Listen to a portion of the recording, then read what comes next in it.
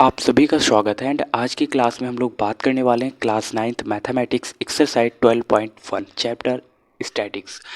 जब भी हम स्टैटिक्स की बात करते हैं तो हमें समझ ही नहीं आता कि हमें ये चैप्टर पढ़ने की ज़रूरत क्यों है। आखिरकार इससे हमारी लाइफ में क्या क्या चेंजेस होते हैं, आज हम सबसे पहले उसी के बारे में बात कर लेते हैं। ठीक है जी। जब भी हम स्टैटिक्स की बात करते हैं तो आपको बहुत सारे लोगों ने बताया होगा कि स्टैटिक्स मतलब डेटा। जी हाँ साथियों, आपने जो पढ़ा है वो बिल्कुल ही ठीक है। लेकिन ये डेटा कैसा होता है और ये डेटा किसके बारे में क्या इंडिकेट कर रहा होता है, उस पर बात कर लेते हैं। ये डेटा किसी भी व्यक्ति विशेष की एज को लेकर के हो सकता है, किसी भी व्यक्ति पर्सन की जो सैलरी होती है उसको लेकर के हो सकता है, किसी का वेट हो सकता है, कोई कितने क्लास में पढ़ रहा है, ये डेटा हो सकते हैं। ठीक है जी। तो ये सारे डेटा आपको किस तरीके से क्वेश्चंस में हेल्प करते हैं और इन्हें समझने की ज़रूरत क्यों पड़ती। इसलिए भी जैसे आप हर एक बच्चे, जैसे आपको कुछ क्या करना है, ऑब्जर्वेशन करनी है। ठीक है, ऑब्जर्व करना है। आप क्लास 9th के बच्चों के बारे में कुछ ऑब्जर्व करना चाहते हैं। जैसे चले गए आप 9th क्लास के बच्चों से मिलने के लिए, आपने पूछा कि कितने ऐसे बच्चे हैं जिनका वेट 35 केजी है। हो सकता है उनमें से 5 ऐसे बच्चे निकल के आ जाए जिनका वेट 35 केजी हो। फिर आप पूछोगे कितने ऐसे बच्चे हैं जिनका वेट 40 केजी है या इससे कम है, 40 केजी या फिर 40 केजी से ज़्यादा है। हो सकता है ऐसे बच्चे आपके पास निकल के आ जाए 10। तो ऐसे ऑन एन एवरेज जो डेटा होता है ये कहीं ना कहीं आपकी कैलकुलेशन को आसान कर देता है। जैसे अगर आप एक एक बच्चे से पूछते हैं, अगर मान लेते हैं 9th क्लास में 100 बच्चे हैं, आप एक एक बच्चे से पूछोगे। ठीक है, क्या करना है, आप अगर आप एक एक बच्चे से पूछोगे तो 100 बच्चों से पूछने में कम से कम 1 मिनट के हिसाब से 100 मिनट लगेगा।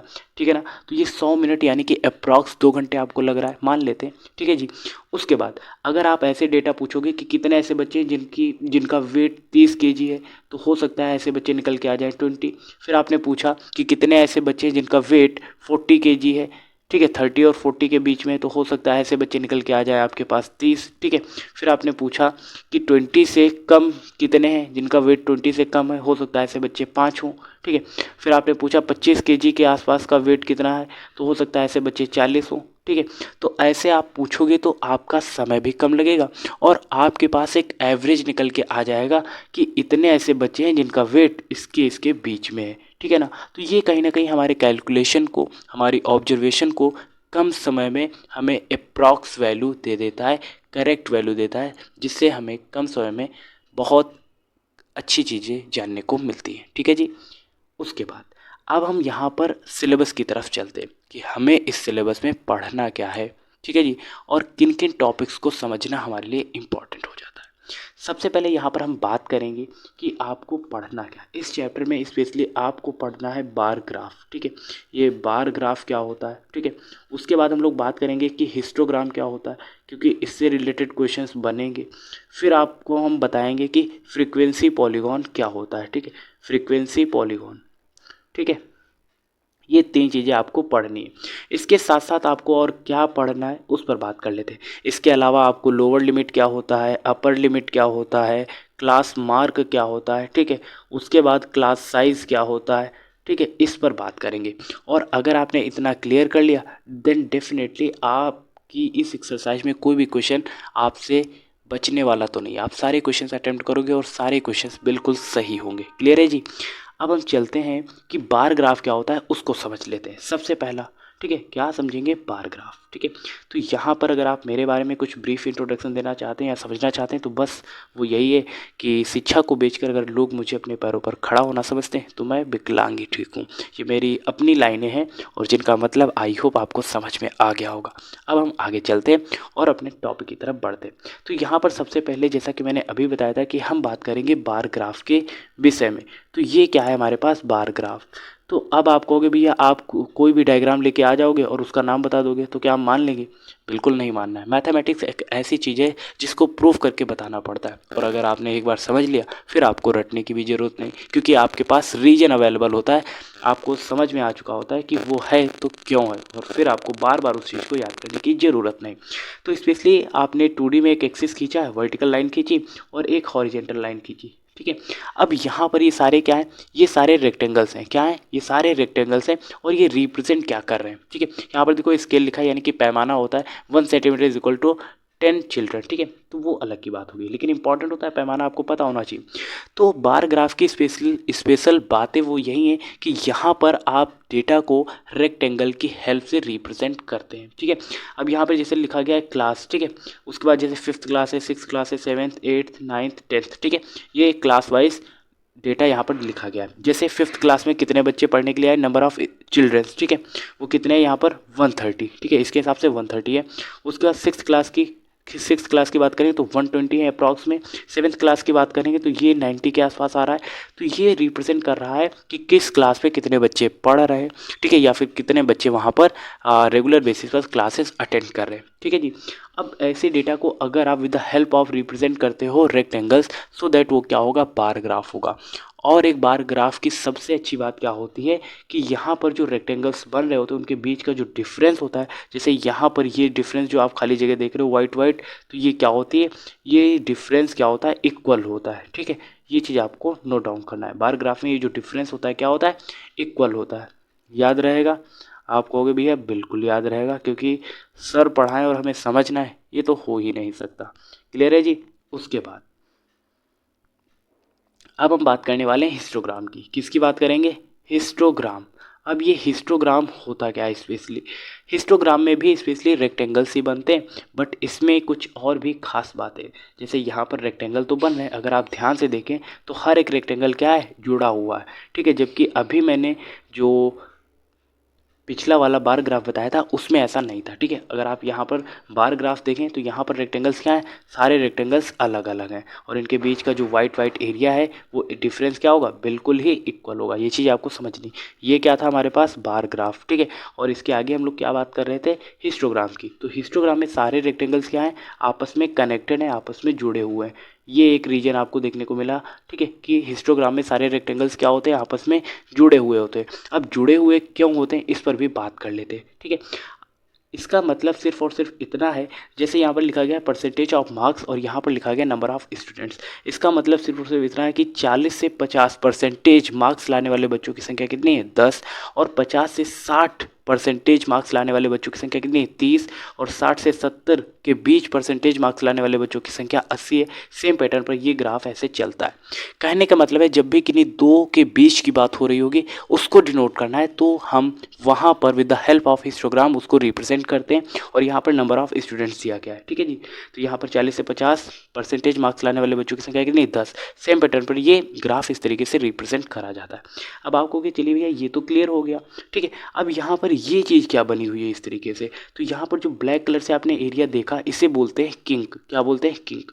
अब इसको रिप्रेजेंट करने की ज़रूरत क्यों पड़ती है, इसको लिखने की ज़रूरत क्यों पड़ती है, तो अगर आप ध्यान से देखें तो यहाँ पर क्या लिखा हुआ है, जीरो, यहाँ पे लिखा है 0 और यहाँ पे लिखा हुआ है 40, यानी कि 0 से 40% के बीच जो मार्क्स लाने वाले बच्चों की संख्या है वो कितनी है, 0 है। यानी कि कोई भी ऐसा बच्चा नहीं है जिसके मार्क्स 0 और 40% मार्क्स के बीच में हो, ठीक है ना। तो जब भी वहाँ पर 0 को डिनोट करना होता है या फिर कोई भी नहीं होता डेटा वहाँ पर, तो हम कुछ इस तरीके से ये किंक बना देते हैं, कुछ इस तरीके से फ्रीक्वेंसी वहाँ पर ऐड कर देते हैं। क्लियर है जी? इसीलिए हम इसको किंक बोलते हैं। क्लियर? तो अभी आपको बार ग्राफ और हिस्टोग्राम में डिफरेंस देखने को मिला। अब हम बात करेंगे कि फ्रीक्वेंसी पॉलीगॉन होता क्या है। तो अब हम किसकी बात करें यहाँ पर, फ्रीक्वेंसी पॉलीगॉन की, ठीक है। ये आपको याद रखना है। यहाँ पर भी सारे रेक्टेंगल्स क्या होते हैं, एक दूसरे से कनेक्टेड होते हैं। सारे रेक्टेंगल्स क्या होते हैं, एक दूसरे से कनेक्टेड होते हैं। बट अब इसमें डिफरेंस क्या होता है, तो इसमें डिफरेंस बस इतना ही होता है। अगर आप ध्यान से देखें तो यहाँ पर जो पॉइंट्स मिल रहे होते हैं कुछ इस तरीके से, ठीक है। जैसे ये पॉइंट यहाँ पर 0, जैसे यहाँ पर क्या बोला गया, नंबर ऑफ स्टूडेंट्स, ठीक है, और यहाँ पर मान लेते हैं उनके मार्क्स डिनोट करे गए, ठीक है। तो 20 से 30 के बीच में मार्क्स लाने वाले बच्चों की संख्या कितनी है, 1 है, ठीक है। अच्छा जी, 30 से 40 मार्क्स लाने वाले बच्चों की संख्या कितनी है, 3 है। उसके बाद 40 से 50 के बीच में मार्क्स लाने वाले बच्चों की संख्या कितनी, ठीक है। ध्यान से देखना, ये मैं पॉइंट्स बना रहा हूँ, ध्यान से देखना। वो कितने बच्चे हैं, वो कितने बच्चे हैं भाई साहब, वो 1 है। 50 से 80 के बीच में मार्क्स लाने वाले बच्चों की संख्या कितनी है, 6 है।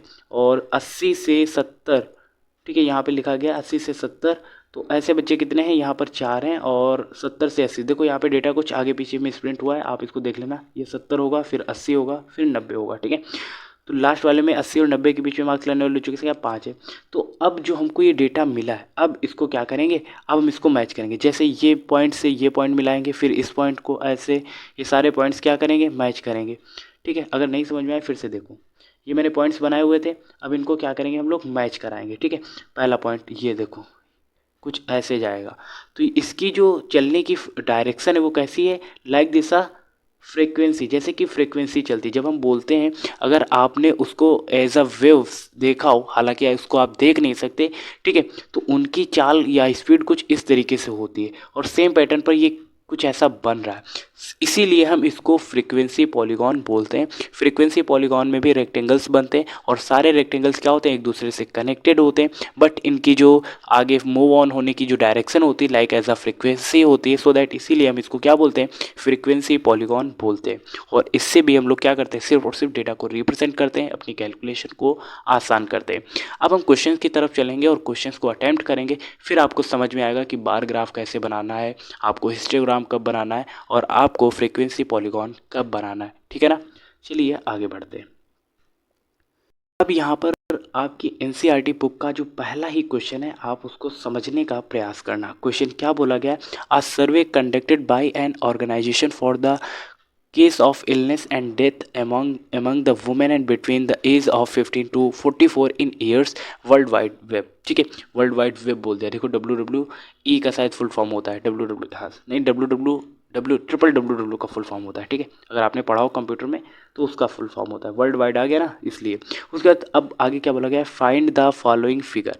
अब आपको इस फिगर को फॉलो करना है और अपना एक ग्राफ क्रिएट करना है, उसकी मदद से आपको बताना है कि ये किस तरीके से ग्राफ की मदद से हम इसको आसान भाषा में समझ सकते हैं। क्लियर है जी। उसके बाद क्वेश्चन क्या बोला गया, represent the information given above graphically. ठीक है, यानी कि आपको इस इंफॉर्मेशन को ग्राफिकली रिप्रेजेंट करना है। उसके बाद सेकंड क्वेश्चन है, which condition is the major cause of women's ill health and death worldwide. ये तो आप ऐसे ही इसी टेबल को देख के बता सकते हो। ठीक है, तो उसमें क्या है, पहला ही रीज़न निकल के आ जाएगा, रिप्रोडक्शन हेल्थ कंडीशन। ठीक है, इसी की वजह से ज़्यादा वुमेन्स क्या है, भाई इसमें उनको दिक्कत उठानी पड़ती है और कभी कभी उनकी डेथ भी हो जाती है। ठीक है, तो ये तो परसेंटेज के हिसाब से आप देख सकते थे मैक्सिमम, तो सेकंड का आंसर तो आप ऐसे ही दे सकते हो। ठीक है, अब बात आ जाती है कि ग्राफ कैसे बनेगा। तो यहाँ पर स्पेशली डेटा को देखें तो यहाँ पर 31.8 है और मिनिमम कितना है, 4.1। मैक्सिमम और मिनिमम को देख लो और उसके बाद आपको खुद से एक डेटा के हिसाब से उसको क्या कर देना है, डिराइव कर देना है। ठीक है जी, तो हम सबसे पहले क्या करेंगे, एक वर्टिकल लाइन कुछ इस तरीके से खींच देते हैं। ठीक है, अब देखो सीधी नहीं है, अब उसके लिए नहीं रोना है कि भैया आपकी लाइन स्ट्रेट नहीं है। चलिए ठीक है, स्ट्रेट की बात कर रहे हो तो ये लो स्ट्रेट लाइन खींच दी और दूसरी ये। ठीक है, कुछ इस तरीके से आपको रिप्रेजेंट करना है। क्लियर है, अच्छा जी। तो मिनिमम से मिनिमम हमारे पास नंबर कितना था, 4.1। ठीक है, कितना था, 4.1 था। अरे यार ये क्या हो गया, देखो हॉरिजॉन्टल लाइन गायब ही हो गई। ठीक है, कोई बात नहीं, हम फिर से खींच लेंगे ये। ठीक है, अब हमें क्या करना है, डेटा को रिप्रेजेंट करना है। तो 4.1 मिनिमम था और मैक्सिमम 30.8, तो इसको 0 मान लेते हैं। फिर यहाँ पर हम लोग 5 मान लेते हैं। ठीक है, फिर उस 5 का डिफरेंस रखेंगे, 10 रखते हैं, फिर 15, फिर 20। ठीक है, फिर 25। ठीक है, फिर 30 और फिर 35 और उसके बाद हमारा आ जाएगा 40। ठीक है, ऐसे करना है। ठीक है जी, अच्छा जी। तो आप 30 या 35 तक ही रख सकते थे, कोई प्रॉब्लम नहीं। ठीक है, अब आपको पहला दिखाना है 31.8। ठीक है, फिर आपको देखो हॉरिजेंटल लाइन में ये सारे डेटा लिखना है, 1 2 3 4 5 6। ठीक है, इसको लिखना पड़ेगा, रिप्रोडक्टिव हेल्थ कंडीशन। ठीक है, अब जगह नहीं तो मैं इसको पहला लिख देता हूँ। ठीक है, इसको दूसरा लिख देता हूँ। इसका मतलब आपको ये लिखना है। ठीक है, जैसे इंजरीज हो गया, ठीक है, रेस्पिरेटरी कंडीशन हो गया, अदर केसेस हो गए, तो ये आपको लिखना है। जगह नहीं तो मैं 1 2 3 से रिप्रेजेंट कर रहा हूँ, 1 2 3 4 5 6। ठीक है, तो 1 वाला कितना है, 31.8%। तो हम यहाँ पर रेक्टेंगल बनाएंगे। 31 कहाँ पे पड़ेगा, 30 और 35 के बीच में पड़ेगा, तो ऐसे एक रेक्टेंगल खींच दिया और इसके ऊपर क्या लिख देंगे, 31.8%। क्लियर है कि नहीं आपको भी। ठीक है भैया, दूसरा क्या है, 25.4%। अब दूसरा 25.4% यानी कि 25 और 30 के बीच में पड़ेगा, तो यहाँ पर 25 था ना, तो 25.4%, तो यहाँ पर इसको लिख देंगे 25.4%। ठीक है, तीसरा उसके बाद कितना है, 12.4%। तीसरा वाला था 12. नहीं, फिर कितना है भाई, हाँ 12.4%, तो हम इसको लिखेंगे 10 और 15 के बीच में, 10 और 15 के बीच में ये पड़ेगा, तो इसको कितना दिखाना है 12.4%, तो 12.4% ये लिख देना, ठीक है। उसके बाद 4.3 है, 4 वाला 4.3 है तो उसको 4.3 दिखा देते हैं। 4.3 किस में पड़ेगा, 0 और 5 के बीच में, तो इसको लिख देते हैं 4.3, ठीक है। फिफ्थ वाला कितना पड़ेगा 4.1, वो भी इसी के आसपास रहेगा, तो 4.1 इसको लिख देते हैं। और लास्ट वन वाला कहाँ पे जा रहा है भाई, लास्ट वन 22, तो 22 किसके बीच में पड़ेगा, 20 और 25 के बीच में, ठीक है। तो ये हो जाएगा 22.0%। तो कुछ इस तरीके से आपको डेटा को रिप्रेजेंट करना था। हो सकता है आपको दिख ना रहा हो, लेकिन अगर स्टार्टिंग के 2-3 भी आपको दिख रहे हैं साइड में, तब भी आपको समझ में आ जाएगा कि किस तरीके से आपको डेटा को रिप्रेजेंट करना है। वर्टिकल लाइन खींचनी, हॉरिजेंटल लाइन खींचनी, और आपको खुद से डिफाइन कर लेना है कि डिफरेंस कितने का सूटेबल रहेगा। 0 से 5, 10, 15, 20, 25 मैक्सिमम टाइम्स अगर आप इतना भी लोगे, और उसके बाद इस तरीके से रेक्टेंगल बना देना, उसके बाद उसके ऊपर वो डेटा लिख देना जो आपकी टेबल में दिया गया। जैसे 31.8% दिया गया था, मैंने वही लिख दिया। उसके बाद कितना दिया गया था 25.4, वो मैंने लिख दिया। ऐसे आपको लिख देना है 12.4%। तो जब आप ऐसे लिखोगे तो एग्जामिनर को भी समझ में आ जाएगा। अगर आपके रेक्टेंगल्स नहीं भी ठीक होंगे, तब भी इस डेटा के अकॉर्डिंग वो इसको सही मान के आपको मार्क्स दे देंगे, ठीक है ना। बिल्कुल परफेक्ट तो आप वैसे भी नहीं बना सकते। क्लियर है जी।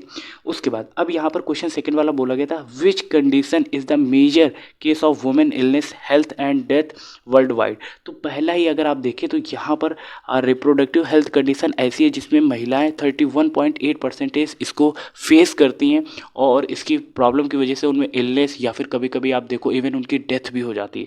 तो वो इसका मेजर केस क्या हो जाएगा, पहला ही रिप्रोडक्टिव हेल्थ कंडीशन आपको अप्लाई करना है, ठीक है। यही इसका आंसर होगा। सेकंड क्वेश्चन अब देखते हैं, ठीक है। सेकेंड क्वेश्चन क्या बोला गया है, the following data on the number of girls, ठीक है। अच्छा जी, अब यहाँ पर इस चीज़ को क्या करना है, नंबर ऑफ गर्ल्स दे दिया गया है, सेक्शन दे दिया गया है। अब Indian society is given below, ठीक है, 1000 बॉयज़। अच्छा जी, यानी कि यहाँ पर जो जनगणना होती है, सेंसस होती हैं, ठीक है, तो उसके हिसाब से यहाँ पर डेटा दिया गया है, और इसको आपको रिप्रेजेंट करना है। और ये डेटा ऐसा नहीं है, ये डेटा 2011 की जो सेंसस थी उसके अकॉर्डिंग है मेरे हिसाब से, जहाँ तक मुझे याद आ पा रहा है, ठीक है। ठीक है ना, तो इसको ऐसे नहीं मानना है, बिल्कुल करेक्ट डेटा है अप्रॉक्स में। तो अब हम इस चीज़ को अगर हम रिप्रेजेंट करें डेटा पे, तो सबसे पहले क्या करना होगा जी, सबसे पहले कितने लोगों को याद है, सबसे पहले एक वर्टिकल लाइन खींचनी होगी, सभी को याद है ना। तो सबसे पहले हम लोगों ने खींची ये एक वर्टिकल लाइन, ठीक है जी। इस तरीके से ये हमने खींच दी एक वर्टिकल लाइन, और ये खींच दी हमने एक हॉरिजेंटल लाइन। क्लियर है ना, ठीक है जी।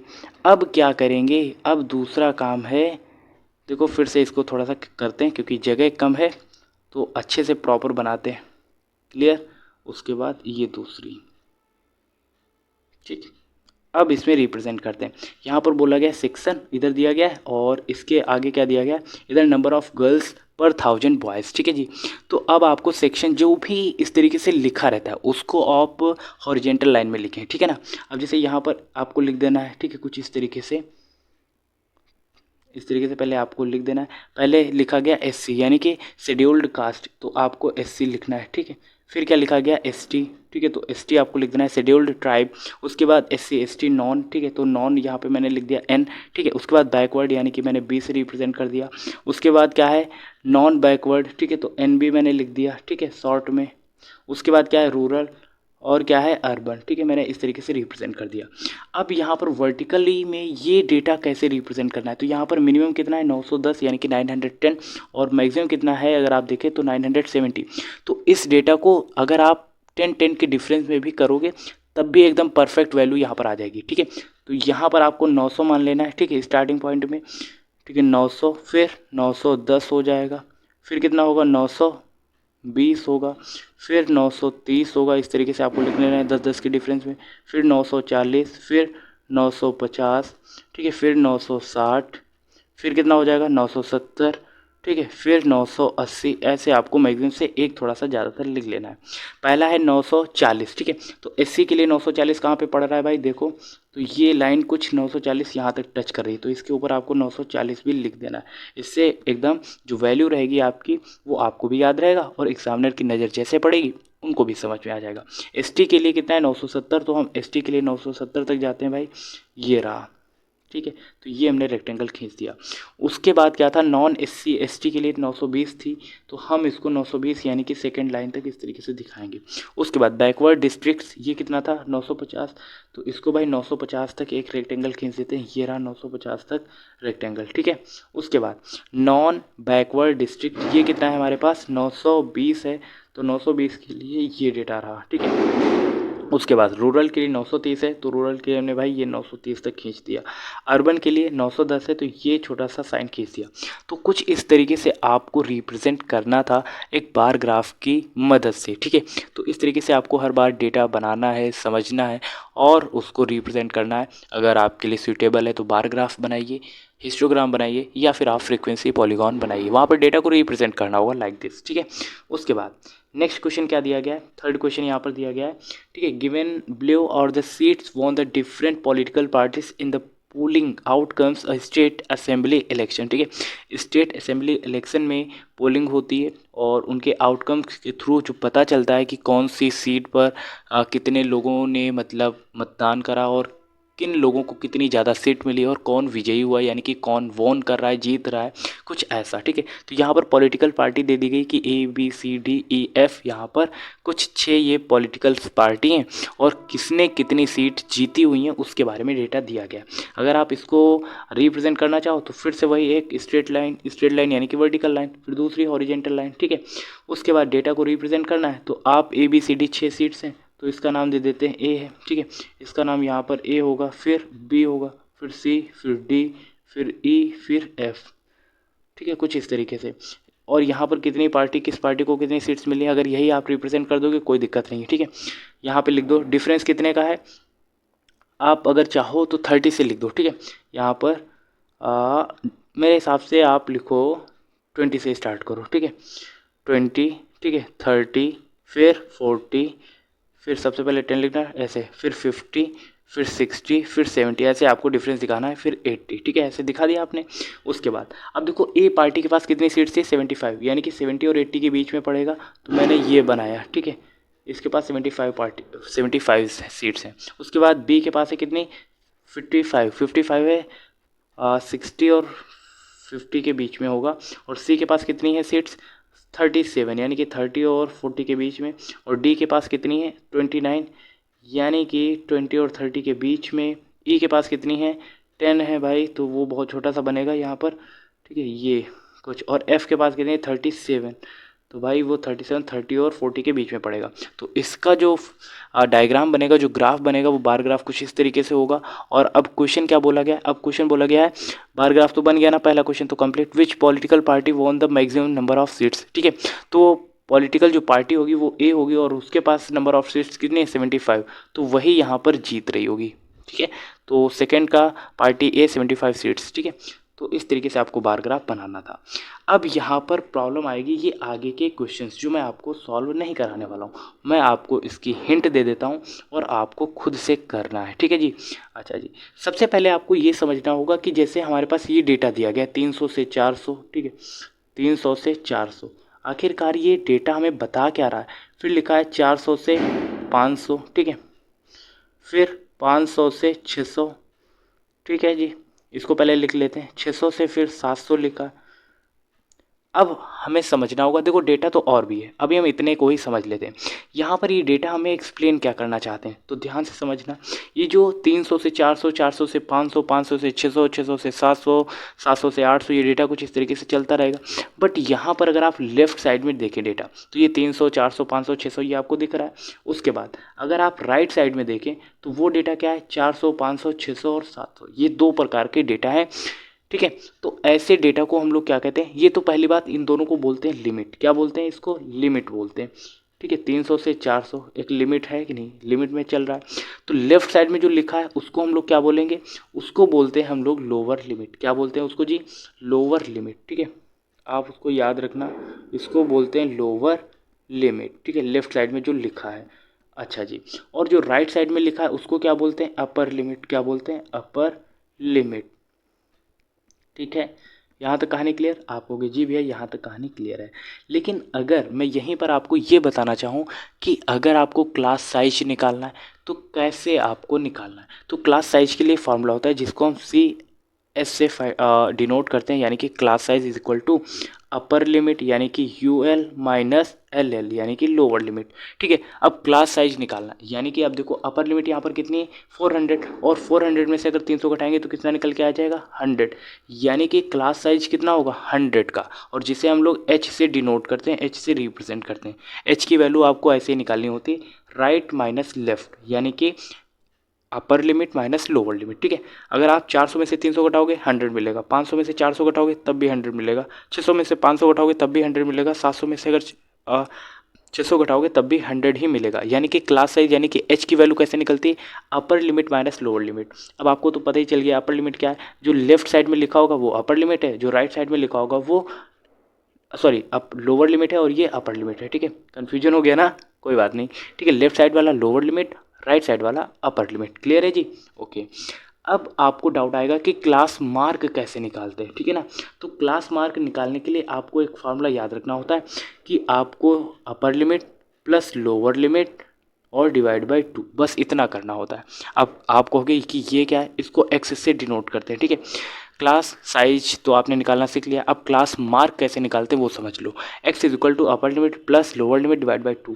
अब जैसे यहाँ पर इसका क्लास साइज तो आपने निकाल लिया, क्लास मार्क निकालना है तो 300 और 400 को ऐड करोगे तो कितना होगा 700, और 700 को अगर 2 से डिवाइड करोगे तो 350 यानी कि 350 निकल के आ जाएगा कहीं। तो इस तरीके से आपको क्लास मार्क निकालना होता है। सेकेंड का अगर निकालना हो 400 प्लस 500 900 हो जाएगा, और 900 को 2 से डिवाइड करोगे तो 450 निकल के आ जाएगा। तो ये क्या हो जाएगा क्लास साइज, तो आपने निकाला ये क्लास मार्क हो जाएगा। हर बार मैं भी क्लास मार्क बोल देता हूँ उसको साइज को। ठीक है, तो ये क्या है क्लास मार्क है। ठीक है, याद रहेगा? ठीक है जी। उसके बाद अब यहाँ पर जो बाकी क्वेश्चंस हैं आपको इनकी खुद से प्रैक्टिस करनी है, और आई होप अब आपको तो ये चीज़ें समझ में आ ही गई हैं। इसके अतिरिक्त मैं अगर आपको कुछ एक्स्ट्रा चीज़ें बताना चाहूँगा तो वो यही हैं कि जैसे यहाँ पर आपको जैसे मीन निकालना है। ठीक है, तो मीन के लिए कुछ फार्मूले हैं तो आप याद रखिएगा। ठीक है, summation of fx divide by f। ठीक है, या फिर n भी आप इसको डिनोट कर सकते हो। ठीक है, तो यहाँ पर fx क्या होगा, f फ्रीक्वेंसी होगी, x क्या होगा क्लास मार्क, इन दोनों का मल्टीप्लाई और सबको ऐड करके डिवाइड बाय f कर देंगे तो हमें मिल जाएगा मीन, यानी कि समांतर माध्य। क्लियर है जी? और इसके लिए एक दूसरा फार्मूला भी होता है मीन निकालने के लिए, the sum of all observation divide by total number of observation. पढ़ा है ना आपने, तो वो भी फार्मूला एक अप्लाई कर सकते हो। और भी जैसे मोड या फिर बहुलक जिसको बोलते हैं, अगर वो आप निकालना चाहते हो तो उसके लिए फार्मूला अलग होते हैं। ठीक है, अगर आपने पढ़े हैं L प्लस करके होता है F1 माइनस F0 डिवाइड, ये आपको 10th में पढ़ने को मिलेंगे, अभी हालांकि नहीं मिलेगा, तो आपको ये चीज़ें यूनिक लगेंगी और आप कहोगे भैया क्या बता रहे हो। ठीक है, तो परेशान नहीं होना है। तो ये मोड निकालने का फार्मूला होता है। इसके अलावा जैसे मीडियन अगर आपको निकालना है तो उसके लिए फार्मूला होता है L प्लस, ठीक है, n/2 minus CF divide by F into में H। ठीक है, तो ये क्या होता है, ये किसके लिए फार्मूला है, तो ये मीडियन के लिए है ना। तो ये सारे फार्मूले मैं आपको 10th में कवर करा रहा हूँ, और अप्रॉक्सीमेटली 9th की जो मैथमेटिक्स होती है वो आज पूरी तरीके से कंप्लीट हो चुकी है। क्या हो चुकी है भाई, पूरी तरीके से आज कंप्लीट हो चुकी है। सारी एक्सरसाइज मैंने आज की जो क्लास थी उसमें सारे क्वेश्चन तो करा ही दिए, बट इससे पहले मैंने अप्रॉक्सीमेट 27 क्लासेस प्रोवाइड करी हैं, यानी कि आपकी सारी एक्सरसाइज मैंने कंप्लीट करा दी, कोई भी एक्सरसाइज स्किप नहीं रही। और ऑन एन एवरेज आपकी 30 to 35 एक्सरसाइज थी, तो किसी किसी वीडियो में हमने 2-2 एक्सरसाइज करी हुई हैं। ठीक है ना, तो सारी मैथमेटिक्स आज के इस वीडियो के बाद समाप्त हो जाएंगी, और आने वाली 2 क्लासेस आपके लिए और इम्पॉर्टेंट होने वाली, जिन क्लासेस में मैं आपको बताने वाला हूँ वन शॉट में, यानी कि क्लास 9th की जो समरी है, यानी कि आपने जैसे चैप्टर 1 में कुछ समरी पढ़ी होगी, चैप्टर 2 में कुछ समरी पढ़ी है, लेकिन उसका यहाँ पर वन शॉट देखने को मिलेगा, और उसमें हम लोग डिटेल में आपके सारे फार्मूलों की एक वीडियो लेकर के आएंगे, उसी में ऐड करेंगे, कंसेप्ट पर बात करेंगे और क्वेश्चंस की प्रैक्टिस कराएंगे। ये सब कुछ आपको मिलेगा आने वाली कुछ वीडियोस में। ठीक है, और यहाँ पर सारे कंसेप्ट आपके क्लियर होंगे सिर्फ और सिर्फ उस एक वीडियो में, जिसमें हम फार्मूले पर बात करेंगे, कंसेप्ट पर बात करेंगे और कुछ क्वेश्चंस की प्रैक्टिस भी कर लेंगे। और समरी यहाँ पर आपके लिए ये रामबाण साबित होने वाला है और इसके बाद आपकी क्लास 9th की मैथमेटिक्स पूरी तरीके से कंप्लीट हो जाएगी। अगर आपने पूरी शिद्दत से, मेहनत से, कंसंट्रेशन बनाकर पढ़ाई करी है, देन डेफिनेटली आप अपने गोल्स को अचीव करोगे, अपने नॉलेज को इम्प्रूव करोगे और डेफिनेटली लाइफ में भी बहुत कुछ करोगे। इसके बाद अगर आप मेरे बारे में जानना चाहेंगे और अपने व्यक्तित्व के बारे में कुछ मैं आपको बताना चाहूँगा, तो बस यही है कि आपका व्यक्तित्व कुछ ऐसा हो कि आप छोटों को प्यार दें, बड़ों को सम्मान दें और अपना व्यक्तित्व इस प्रकार विकसित करें कि महिलाएं आपके पास सुरक्षित महसूस करें। तो आज के इस वीडियो के लिए इतना ही और मिलते हैं ऐसी नेक्स्ट इन्फॉर्मेटिव वीडियो के साथ। तब तक के लिए जय हिंद, नमस्कार। देखते रहिए SS life time. Thank you so much.